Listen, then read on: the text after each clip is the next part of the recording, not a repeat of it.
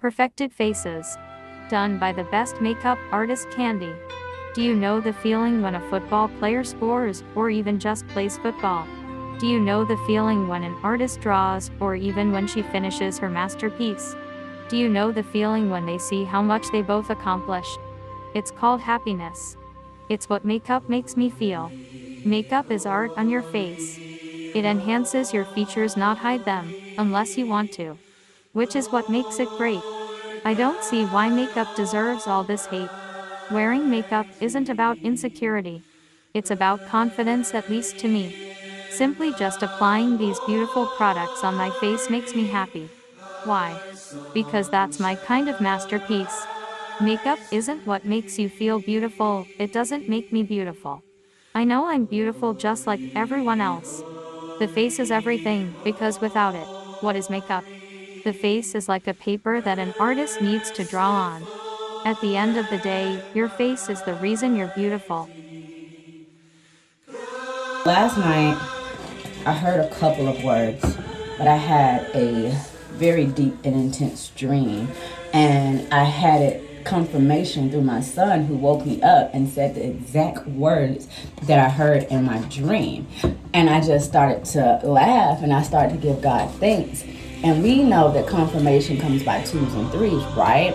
So the very first video I clicked on had the exact same verbiage that I had in my dream. And I just started laughing because God's like, I'm going to make it so you don't have any doubt on what I'm saying. And the words that I heard was, it is time. It's time.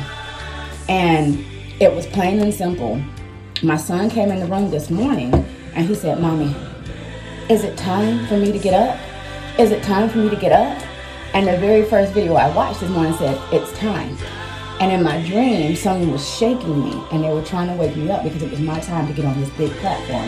It looked like I was tired and I was trying to take a nap before I actually stepped foot on this platform.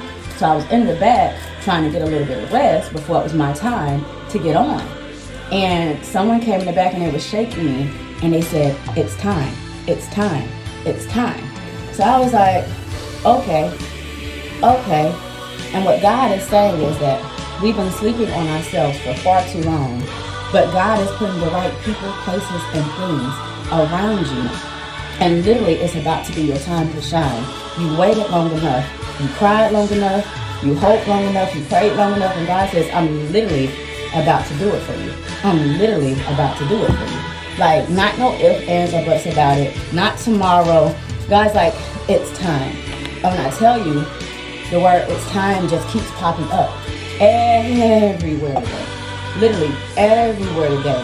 I keep saying, it's time, it's time, it's time. So God says, we need to take our positions and get ready because He is literally about to put us on some platforms and some major places so He can start getting His glory. His name is about to be told from the mountaintops, and no one in this world is not going to know who God is. But God says, it's time now. And I tell you, I woke up and I felt this word so deeply in my spirit. I was like, okay, God, okay. So, if you're like me and you've been in a waiting room for a very long time, just know that it's your time now. And not only your time, but it's your turn. It's your turn and it's your time. So just know that God is about to do this for you. God is about to elevate you to the highest level. So I hope you're ready. Good people, my name is Agreement and I'm so excited to be back for Food for Monday. And today we're going to read the parables of the talents. It's in the book of Matthew 25 from verse 14 to 30. I encourage you guys to read all of it, but we're not going to be able to read all of it. We're probably just going to touch here and there. And we're starting from 14, and it says, for it will be like a man going on a journey who called his servants and entrusted to them his property. To one he gave 5 talents, to another 2, to another 1, to each according to his ability. Then he went away. He who had received the 5 talents went at once and traded with them, and he made 5 more talents. So also he who had the 2 talents made 2 talents more. But he who had received the 1 talent went and dug into the ground and hid his master's money. And okay, we skipped here And then after that, after a long time, actually in other versions, says after the long time, the master came back, and now the servants were coming to present to him what they have done. And then the one with the 5 went to the master, presented what he has, that he put his money to work, and he gained 5 more. And also the other one with 2 came and presented the same. He put his money to work and came with 2 more because he was given 2. And both their responses, here's the responses from the master. And he said, "Well done, good and faithful servant. You have been faithful over a little. I will set you over much. Enter into the joy of your master." I love it in another version. It says, his master replied, "Well done, good and faithful servant. You have been faithful with a few things. I will put you in charge of many things. Come and share your master's happiness." And obviously now going down to the one who had won and put on the side, the master wasn't pleased, with him going and putting that one underground. So I love, actually this is very challenging, and the question I have noted down for you guys is that how good are we with what we have now? How good are we with what God has placed in our hands? And I was also asking this to myself, women, how good are you with what God has placed in your hands right now? I think many times we go to God, we ask things, we want things, and we even get to a point of comparing ourselves to say, no, but you only gave me 1, and you gave whoever 2, you gave whoever the other person 5. But I love it how it says that in the first verses there, it says to one another, okay, each according to his ability is given. The master gave each according to their ability. God gives us also according to our abilities, according to how we are able to carry that. So imagine if now I'm crying and saying, I only have 1, you gave whoever 2, you gave them 3, but am I able to contain 3? Am I able to maintain and do good with the 5? Or for now I can be able to work around 1, the one that I have been given. And also, if I've been given 1, what am I doing with the one that I've been given? Am I good with this one thing that I've been given, that God has entrusted? Also, I love it because it says that the master gave or called his servants and entrusted his property to them. With that one thing that God has entrusted me with, how good am I? Am I putting it to work so that I can make more? Or am I putting it on the ground? Am I being selfish with it? Am I keeping it to myself? Or am I sharing it with people? Am I going literally out there to do the work so that it can actually be more for God? And guys, this is just a message from me. And also one thing in Proverbs 19, it speaks about having the knowledge to maintain the zeal. And I got to a conclusion that actually we need the knowledge of God. We need also the wisdom of God to be able to do good with what has been placed in our hands right now. So I need you guys, as we're entering the week, may our prayer be to God. God, give us the knowledge, give us the wisdom. The Bible in the book of James 1, it says, let whoever who wants wisdom ask for wisdom, and I, the Lord, will give it to you. And may we ask God wisdom. Let that be the prayer for the week, to say, God, we're asking for your wisdom, we're asking for your knowledge, that we may be able to contain and make and do the work, put put the money, the talents that you've given us to work, so that we gain even more. And I love it now when the master comes back and with the 1 with the 2 talents and the 5, he was pleased because they were faithful servants. They used that which they had. They used the little that they had. And he said, because you are faithful with the little that I have placed in your hands, I'm going to give you even more. Come and share my happiness with me.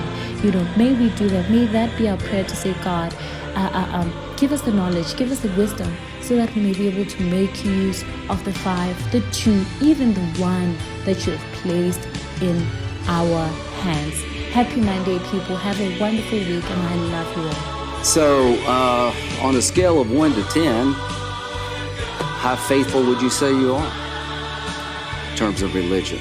You know, I go to church probably 3 times a year, so that speaks poorly of me. Or do you attend church regularly? Well, Senator, I am reluctant to talk about my faith in this way just because I want to be mindful of the need for the public to have confidence in my ability to separate out my personal views. Well, how would you feel if a senator up here said, your faith, the dogma, lives loudly within you, and that's of concern? How would you feel if somebody up here on our side said, you know, you attend church too much for me, or your faith is a little bit different to me, and they would suggest that it would affect your decision? Would you find that offensive? Senator, I would if I were you. I found it offensive when they said it about Judge Barrett. The reason I ask these questions is I have no doubt that your faith is important to you, and I have zero doubt that you can adjudicate people's cases fairly if they're an atheist. If I had any doubt, I would say so. But the only reason I mention this, Judge, you're reluctant to talk about it because it's uncomfortable. Just imagine what would happen if people on late night television called you an effing nut, speaking in tongues because you practiced the Catholic faith in a way they couldn't relate to or found uncomfortable. So, Judge, you should be proud of your faith. I am convinced that whatever faith you have and how often you go to church, it will not affect your ability to be fair. And I just hope going in the future that we all can accept that, and that Judge Barrett, I thought, was treated very, very poorly. There's going to come a time in your life where God is going to challenge you. That in the midst of what you're experiencing, he's going to challenge you to see how faithful you are. That are you only serving me because everything is going well in your life? Or do you submit yourself to me, and that no matter health or struggle or trial or tribulation, I will choose to serve you no matter what? And God is challenging all of us in this body of Christ. He said, listen, you got to do more than just show up for church. Your actions have to justify what you're saying. That you got to submit to me, not only on Sunday morning, but you got to submit to me and be found being faithful every day of the week. Let's talk about fidelity. How to be faithful in your relationship and your marriage. That's what everybody wants, right? Fidelity, loyalty. That person that can stick to their words. My name is Okoro Blessing Nkiruka, and I'm popularly known as Blessing CEO, your #1 relationship therapist in Africa. Let's talk about fidelity. Fidelity is what everybody's looking for. Fidelity is what everybody's craving for, but a lot of people do not know how to be faithful. I will teach you the meaning of fidelity. Fidelity is not inborn. Nobody was born faithful. Fidelity is an intentional act, discipline, principles, and boundaries. And not everybody have this virtue. You have to learn it. First of all, before we begin to talk about fidelity, why should I be faithful to somebody? Why should I be honest to somebody? Why should I stick to just this one person? First of all, before you can be faithful and honest and loyal, you need to understand why. You need to understand value. You need to understand, what is this person doing for me in my life? Yes, fidelity, loyalty comes with value. You would have placed somebody in a certain level before you can be able to discipline yourself not to hurt them. Yes, fidelity is discipline. There is one very funny narrative and perception a lot of people have. People feel that the moment I get married to you, you're supposed to be faithful. The moment I'm in a relationship with you, you're supposed to be faithful. The moment you're my wife or my husband. No, people actually think that fidelity comes with marriage. But I'm sitting here as a relationship therapist to tell you with my full chest that 80% of married people cheat. People who cheat more are people who are in committed relationship, marriages. Yes, single people even hardly cheat. It simply means that fidelity is discipline. It is understanding that I don't want to do this thing, setting a boundary for yourself, being content with what you have. And for you to be content with what you have, you must understand the value of that thing that you have. Exactly. So the question is, the reason why some of you are not faithful is because you don't value what you have. you do not value it. If you understand the value, you will do everything. You will discipline yourself. You will create boundaries to keep that thing that you have.